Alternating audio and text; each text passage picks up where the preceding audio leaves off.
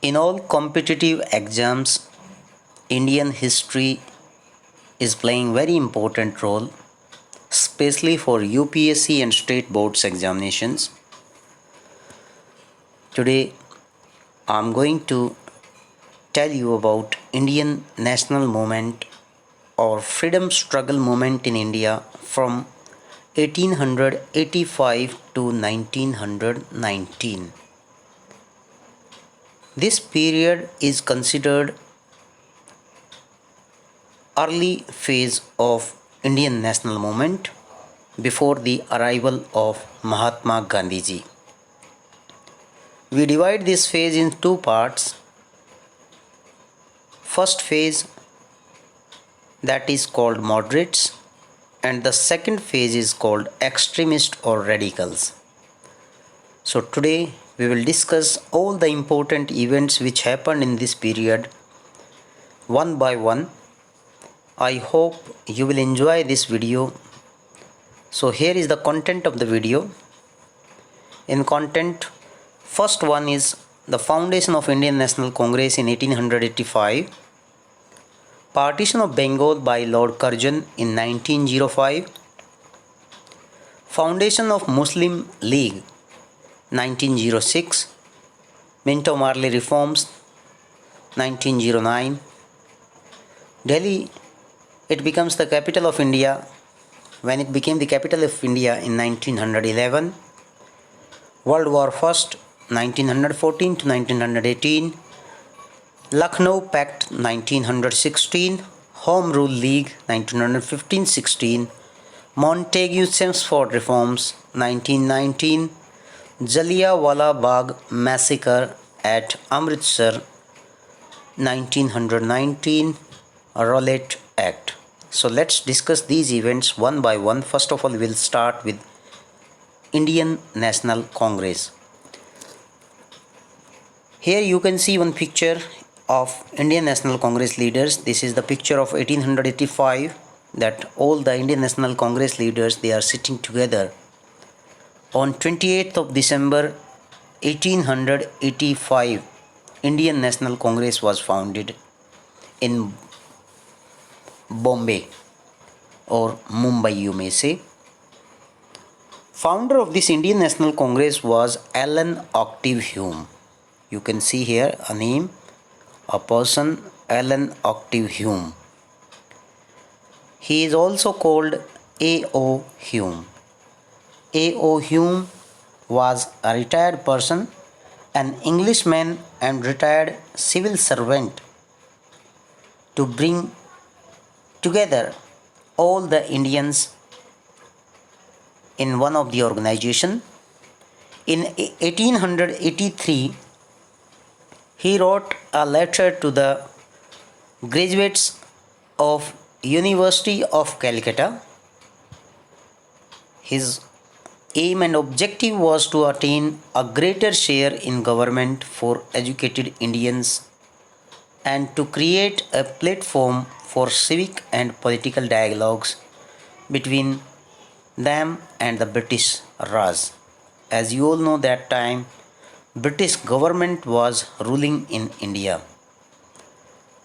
First president of Indian National Congress was W.C. Banerjee. His full name was Vyomesh Chandra Banerjee. He was appointed as the president of Indian National Congress. In its first session, there were 72 delegates who were representing different provinces of India that time.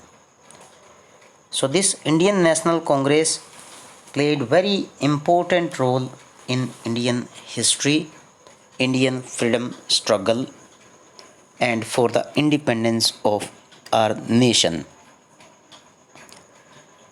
Now coming to our next slide,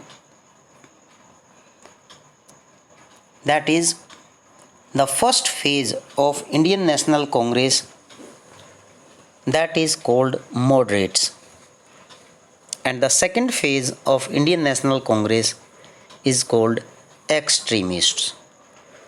Moderate phase that is from 1885 AD to 1907. Although in most of the books you will also find 1905, because this phase is considered as a moderate phase before the Surat split. Surat split that occurred in 1907, in which extremists means they came in existence. So this first phase of moderates means they are also called nationalists. They are called nationalists. In this phase, the vision of the Congress that was to get reforms for the Indian people. This period is considered as a period in which they adopted very lenient policies, which are also called begging policies by the extremists. These leaders of first phase, moderate phase, they were Dada Bhai Nauroji, Firoz Shah Mehta, W.C. Banerjee, it means Vyomesh Chandra Banerjee, Surendra Nath Banerjee, K.T. Talang, Gopal Krishna Gokhale, Anand Charlu, Anand Mohan Bose, and many more. They were the leaders of this first phase of Indian National Congress, which is called nationalist phase, early nationalists. They believed in constitutional agitations. These people believed that through petitions, meetings, resolutions, speeches, we can send our requests or demands to British government. And they had some demands from the Britishers. Their demands were, they had desire that Indian people, they must be given more opportunities for ICS examinations. There has to be reduction in military expenditure in India. They believed that there has to be separation of judiciary from executive. They were in favor of grant of self-government to Indian people. They believed that there has to be freedom of speech and expression to Indian people, no taxation without representation. They believed that the drainage of wealth that had to be stopped, repeal of Arms Act which was imposed by the Britishers, appointment of Indians above the rank of second lieutenant in Indian Army, and some more. Although these nationalists, people of Indian National Congress, they were considered as disloyal Babus, seditious Brahmins, and violent villains. Lord Dufferin, then Governor General, he said that Indian National Congress was a microscopic minority. It was the statement of that person that it was a group of only minority people. Lord Curzon, Governor General of India in the later phase, he also said that Congress is tottering to its fall, and one of my great ambition while in India is to assist it to a peaceful demise. Meanwhile, in the first phase, nobody was in favor of Indian National Congress because of its methods. People believed that their methods were Bagri methods, prayer and petition method failed to achieve their target. Although it's not completely true because these moderates they attained many successes during their period. For example, because of their demands, Indian Council Act 1892 was passed. Because of their demands, military expenditure that was also reduced. So, in this phase of Indian National Congress, they did not fail completely, they achieved some of their targets. Now coming over to next phase of Indian National Congress, that is called extremists or radicals. Extremists or radicals, here it refers that the phase in which leaders they had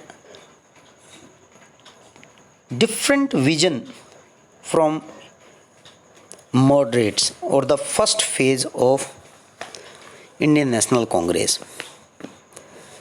They had totally different vision. They did not believe in Bagri policies. They did not believe in petitions, applications. In 1907, one Congress session was held at Surat. In this Congress session, Indian National Congress session, Congress was divided into two groups, one moderates and the second extremists. Moderates they wanted Ras Bihari Ghosh as the president of Indian National Congress, whereas radicals they wanted Lala Lajpat Rai as their president. So ultimately, because of this presidentship, their conflict began, dispute began, and finally Congress was divided into two parts, one moderates and the second one is this extremists. Main leaders of extremists were Lal, Bal and Pal. Lal Lala Lajpat Rai, Bal Bal Gangadhar Tilak, Pal Vipin Chandra Pal. Leaders of this group they gave up the soft approaches of appeal and petitions. They were not in favor of demands, their requests, because they knew that moderates they failed in their methods of agitation. People were not happy with British policies. People were not happy with Indian National Congress policies. Government was adopting repressive policies for the people. There was complete exploitation of Indian leaders. On the other hand, one tiny nation, Japan, defeated Russia. So that gave encouragement to Indian leaders. This led to the emergence of this radical movement. Among these leaders, some other leaders were Aurobindo Ghosh, Ashwani Kumar Dutt, and others. Lala Lajpat Rai, he regarded the Congress as the factious annual festival of British educated elites. A historian, Vincent Saul, he called Bal Gangadhar Tilak as the father of Indian unrest. Because of Bal Gangadhar Tilak's policies, he was considered as the father of Indian unrest. Maratha and Kesari, these were the two newspapers published by him. These extremists, they aimed at achieving Swaraj. Main object of these extremists was Swaraj, means complete independence from British rule. So they advocated boycott of foreign goods, use of Swadeshi, and independence of the nation. Coming to our next slide, here you can see a picture of these radicals, Lal, Bal and Pal. You can see Lala Lajpat Rai, Bal Gangadhar Tilak and Vipin Chandra Pal. Coming to next slide, it is about the partition of Bengal by Lord Curzon. Here you can see in this picture that these two main parts are shown here. Partition of Bengal. So Lord Curzon, the Viceroy of India in 1905, partitioned this large province of India in two parts. One part largely Muslim area and the another part Hindu area on 16th of October 1905 it happened. Lord Curzon is very infamous for his policies. His purpose was to disunite Indian people and this national movement. So he issued order officially on 20th of July 1905. Later on 16th of October it was partitioned. This partition of Bengal was boycotted all over the country. Leaders like Surendranath Banerjee, Gopal Krishna Gokhale and others, they launched their Swadeshi and boycott movement in Bengal, and it spread in other parts of the country too. That time Anushilan Committee was also founded by Pulin Das and Brinder Kumar Ghosh. Many radical leaders, they supported Swadeshi and boycott movement. In Punjab, Lala Lajpat Rai was active. In Madras, Subramanyam Iyer was active. In other areas, V.D. Savarkar, Bankim Chandra Chatterjee and other leaders, they were very active. So when this Swadeshi and boycott movement, boycott of the British good and the use of Swadeshi,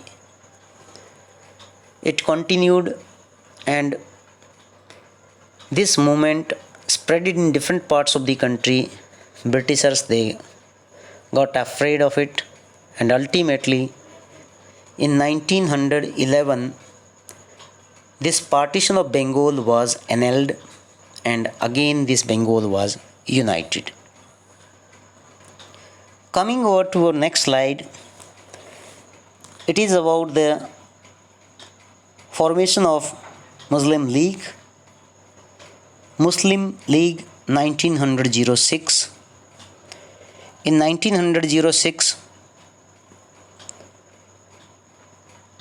Nawab Salimullah Khan and Aga Khan, these two leaders, they formed All India Muslim League at Dhaka on 30th of December 1906 for the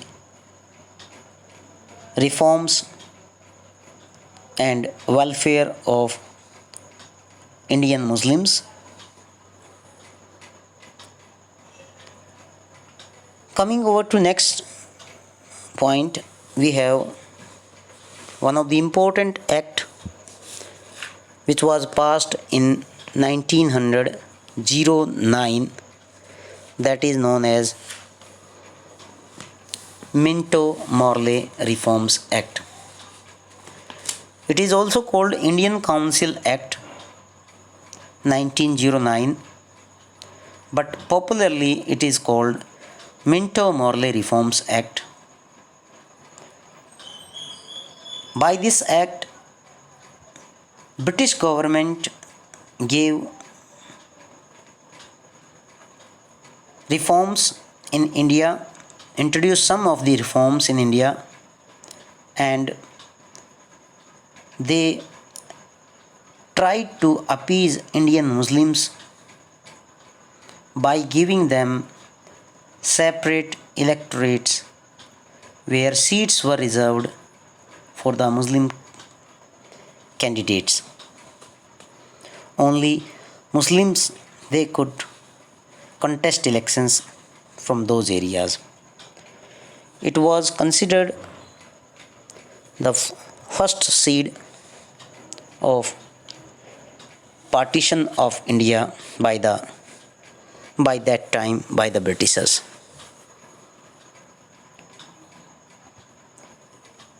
Coming to next slide, here you can see India Gate is shown is in this picture. Delhi became the capital of India. Before 1911, Calcutta was the capital of India. Britishers, they had their rule in Calcutta.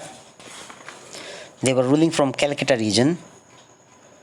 But in 1911, it was announced that the capital of British held territories in India was to be transferred from Calcutta to Delhi, because it was easy to hold the administration from Delhi, as it was in the center of present Pakistan and India. The name New Delhi, it was given in 1927, and the new capital was inaugurated on 30th of Feb 1931. Coming over to next slide, here you can see major event of the world, that is First World War 1914 to 18. As you all know that on 28th of June 1914, Gavrilo Princip, a Bosnian Serb, Yugoslav nationalist, he assassinated the Austrian-Hungarian heir, or the Prince Archduke Ferdinand, in Sarajevo. In response to that, on 23rd of July, Austria-Hungary issued an ultimatum to Serbia. These nations are in Europe, so one student or a nationalist, he killed Austro-Hungarian prince. Then Austria-Hungary issued ultimatum to Serbia nation, but Serbia replied in a very negative way, and it was supported by other nations like Britain, France, and two groups came in existence. First group is Triple Entente, consisting of France, Russia and Britain, and the second is Triple Alliance, Germany, Austria-Hungary and Italy. It led huge destruction of property, human being and economy of the world.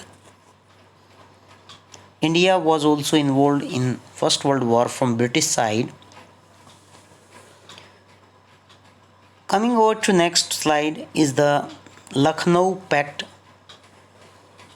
As you all know that we discussed that in 1907 on the presidentship issue, Indian National Congress was divided into two parts, moderates and radicals or extremists. Even after that, Indian National Congress was not getting any support from Indian Muslim League also against the British rule. Ultimately, in 1916, when Lucknow session of Indian National Congress and Muslim League, this joint session was held, that time a pact was signed. These two parties, Indian National Congress, in which moderates and radicals they both came together, and Muslim League leaders, they came together and agreed to allow representation to religious minorities in the provincial legislature. Muslim League leaders they agreed to join Indian National Congress movement demanding Indian autonomy, Swaraj. Here is the another slide.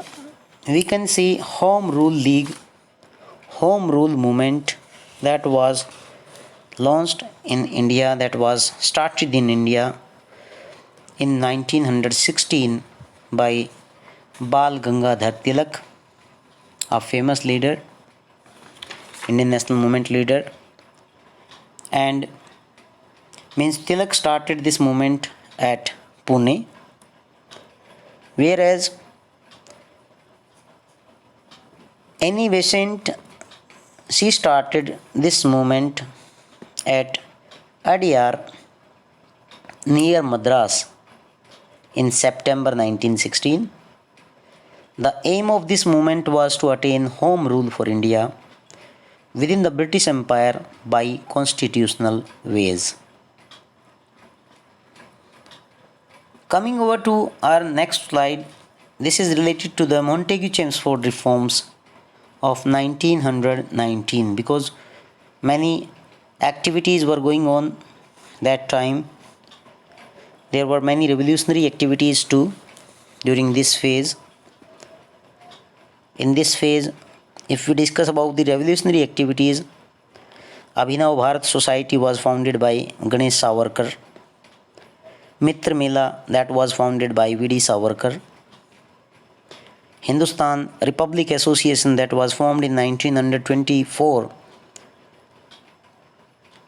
In 1897, Chapekar brothers, they murdered Mr. Rand and Irist at Pune.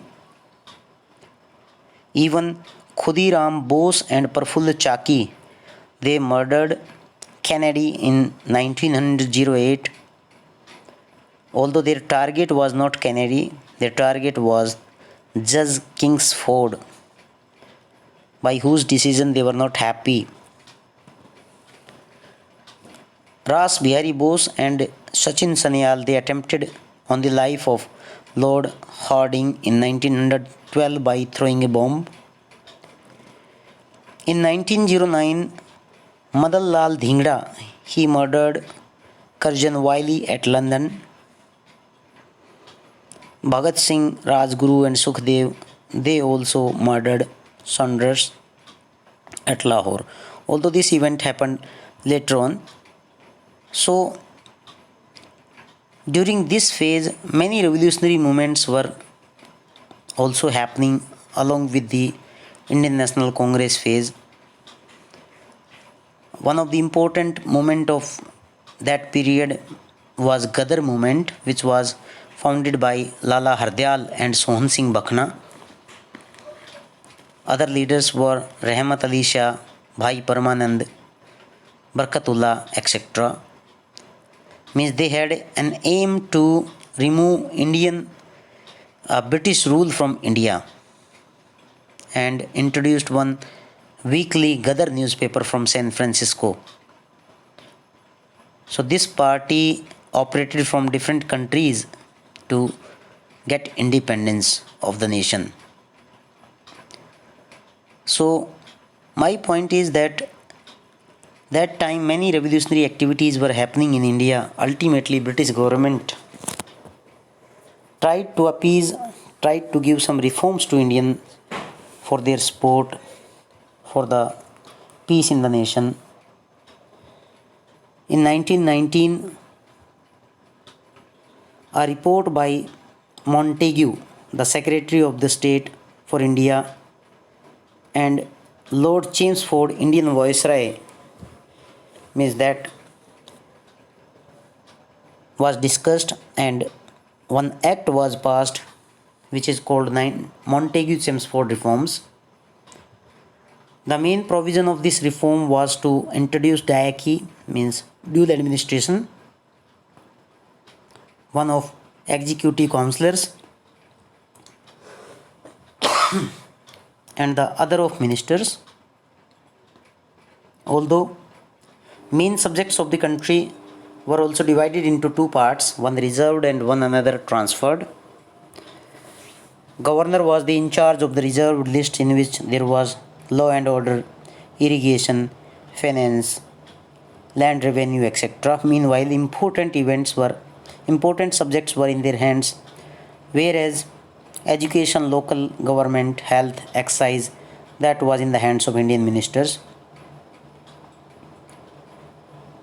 Some other reforms were also given. For example, executive councils were not responsible for the legislature. Secretary of the state and the governor general, they could interfere in the matters under the reserved list, but this interference was restricted in the transferred list. Here you can say that Britishers, they kept all the main powers in their hands, and some subjects which were for the health and hygiene and education for the Indian people, that was given to Indian ministers. Although for those subjects there was requirement of money, which was in the hands of Britishers only.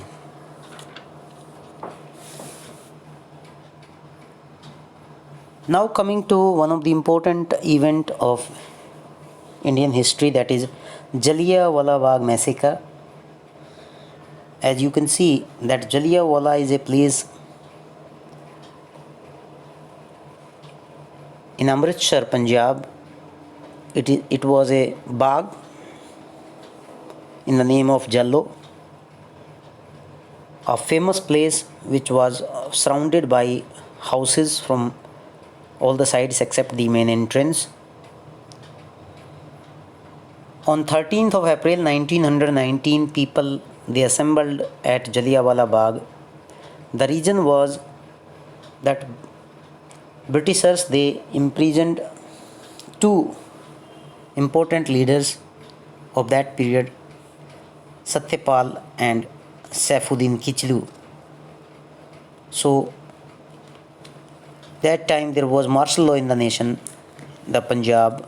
More than 5 people, they could not assemble at one place. So Indian people, they thought that because of this festival they could assemble at one place. When they assembled, General Dyer, he got the information and he reached there along with his troops, entered in the garden. He blocked the main entrance behind them, took up the position, and without any warning he opened fire. In around 10 minutes, many people,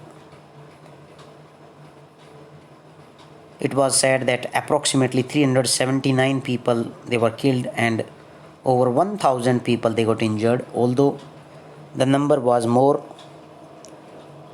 than the official report which was given that time by the Britishers. If you remember that Udham Singh, one of the Indian national movement leader and revolutionary of that period. He took the revenge of this entire incident when he went to London and killed General Dyer in London 1940. After a long period, he took the revenge. Coming to our last important event of this slide, as I told you that we will discuss all the important events up to 1919 before the Gandhian phase. So this last important event is Rowlatt Act. Rowlatt Act, it was passed in the name of Justice Rowlatt. That's why it is called Rowlatt Act. It is also called Anarchical and Revolutionary Crimes Act of 1919, but because it was passed by Justice Rowlatt, hence it is called Rowlatt Act or Black Act. It was an act which was passed by the Legislative Council of British Imperial Legislative Council. British government passed this infamous Rowlatt Act, which gave enormous power to the police to arrest any person without any reason whatsoever. Meanwhile, in simple words, we can say that Britishers, they could arrest any Indian without any reason on the basis of conspiracy only. Up to 2 years, they could detain any person for 2 years in the jail. And there was one very famous slogan for this act, that no appeal, no vakil, and no dalil. This was boycotted by all the Indian National Movement leaders. They were not happy with the British policies. Ultimately, it led to resentment and protest among the people, which led advent of Mahatma Gandhi ji in the form of non-cooperation movement. Although Gandhi ji launched other movements also after his arrival in India, he launched Champaran Satyagraha, Kheda Satyagraha, Ahmedabad Mill Workers. Those were also successful movement, but nationwide movement which made Gandhiji very popular and a national hero, that was launched after this Rowlatt Act incident and Jallianwala Bagh incident in 1919. So in the next phase we will discuss about Gandhian phase 1919 to 1947. I hope you understood this video. Thank you very much. You can write down all the main points.